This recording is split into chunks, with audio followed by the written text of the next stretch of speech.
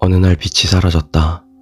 정확히 언제, 무엇 때문인지는 알 수 없지만 지금 나의 주변은 온통 어둠뿐이다. 너무나 오랫동안 빛을 보지 못해서인지 내 정신은 심각하게 피폐해져 있다. 시간의 개념이 사라지고 모든 감각이 무뎌졌다. 기억력도 현저히 떨어진 듯 내가 어디서 무엇을 먹었는지, 잠은 언제 얼마나 잤는지 전혀 기억할 수 없다.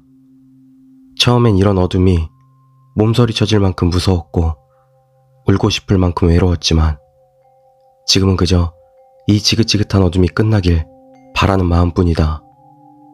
어둠만이 남은 이 세상에도 아주 가끔 희미한 빛이 보이곤 했다. 반딧불보다도 약한 것 같은 불빛. 그 불빛이 지금 나에겐 유일한 희망이다. 그런 빛을 볼 때마다 난 정신없이 그곳으로 달려간다. 하지만 가까이 다가가기 전에 그 빛은 사라지고 만다.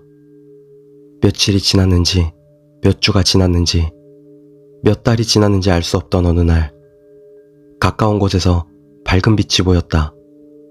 지금까지와는 비교하기 어려울 정도로 밝은 빛이었다. 난 무언가에 홀린 듯이 그 빛으로 달려갔다. 아니, 끌려갔다고 하는 것이 맞을 것이다. 빛은 믿을 수 없을 정도의 속도로 가까워져 갔다. 빛이 눈앞에 왔을 때 희미하게 무언가 보였다. 눈이 빛에 적응하지 못해서일까? 정확히 보이진 않지만 무언가 보인다는 것 자체가 눈물 나도록 반가웠다.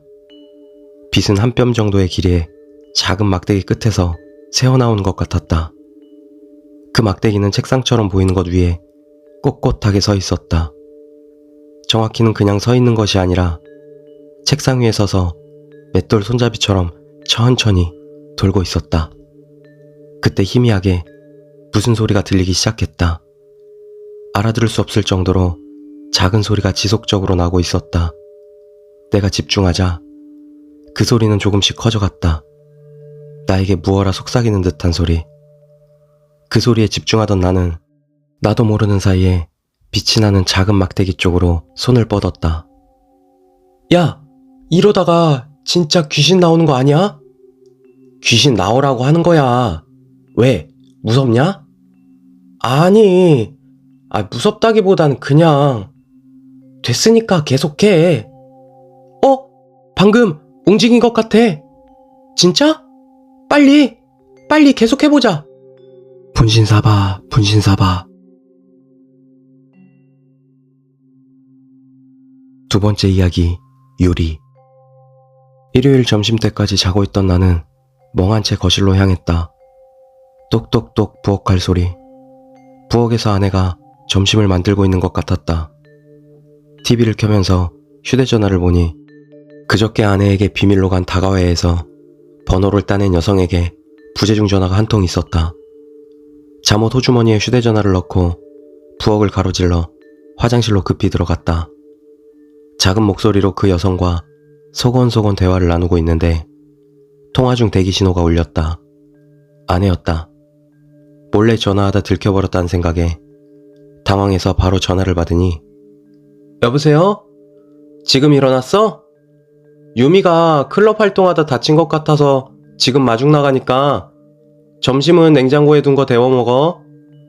라고 들려왔다. 전화 저편에서 차 안의 라디오 소리도 들렸다. 전화를 끊지 않고 화장실 문을 살그머니 열고 부엌 쪽을 들여다보면 부엌의 아내는 휴대전화는 갖고 있지 않고 부엌칼을 손에 든 채 아무것도 없는 도마를 단지 자르고 있었다. 부엌의 아내와 시선이 마주쳐버렸다. 무서워서 겁에 질린 나는 집을 뛰쳐나와서 빨리 돌아와줘라고 아내에게 전화를 하고 두 사람이 돌아올 때까지 집 근처에서 기다렸다. 아내와 딸이 돌아오고 나서 상황을 설명하고 모두 함께 집에 들어갔지만 아무도 없다. 부엌에는 완성된 요리가 우리 가족 먹을 만큼 준비되어 있었지만 대체 누가 만들었는지 알 수 없었고 아내와 딸은 음식점에 주문시킨 거냐고 물었지만 절대 그런 적이 없다. 그리고 나는 요리를 해본 적이 없다. 이상하다. 세 번째 이야기, 신장도둑. 1990년대 말부터 미국에서는 이메일을 통해 퍼지는 소문이 있다. 어느 규모 큰 범죄 조직이 순진한 호텔 투숙객에게 약을 먹이고 잠재운 뒤 중요 신체 기관을 훔쳐 그것을 암시장에 내다 판다는 것이었다. 실로 이 소문은 21세기 초부터 존재했지만 빠른 초고속 인터넷으로 이메일 사용이 혁신적으로 빨라진 최근에서야 산불처럼 급격하게 사람들 사이에 퍼지기 시작했다. 여행자 주의사항이라는 제목의 이메일은 미국 전역의 사람들을 패닉에 몰아넣었다. 소문이 천천히 퍼져나감에 따라 라스베가스, 휴스턴, 뉴올리언즈 등 미 주요 도시들에서 실제 사례들이 리포트되기 시작했다. 이 사례들은 지역에 따라 조금씩 다르지만 하나의 큰 공통점을 가지고 있었다. 피해자는 주로 다른 지역으로 출장 중인 회사원이었다. 피해자들은 하나같이 호텔바에서 혼자 술을 마시고 있을 때 누군가 자신에게 친근하게 접근해 왔다고 한다. 거나하게 취할 때까지 함께 술을 마시고 필름이 끊긴 피해자들이 기억하는 바로 다음 상황은 목 끝까지 얼음이 차 있는 욕조에서 정신을 차리는 자기 자신이라는 것이다.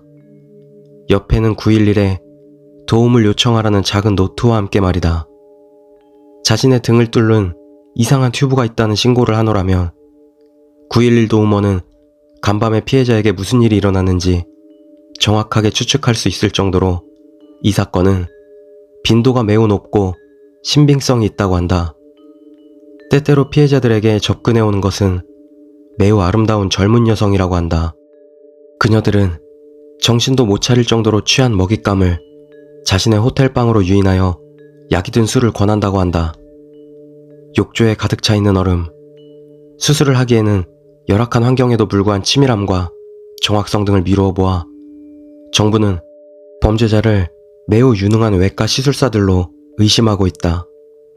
이 무성한 괴담은 타지를 방문하는 여행객들에게 엄청난 충격을 안겨주게 되었다. 우리에게 일어나지 않은 일이라 무디게 생각이 들 수도 있겠지만 지금까지도 납치, 장기 밀매에 관한 영화나 사건 소식들을 어렵지 않게 접할 수 있다. 모르는 지역이나 특히 외국을 여행할 때는 각별한 주의가 필요한 현실이다.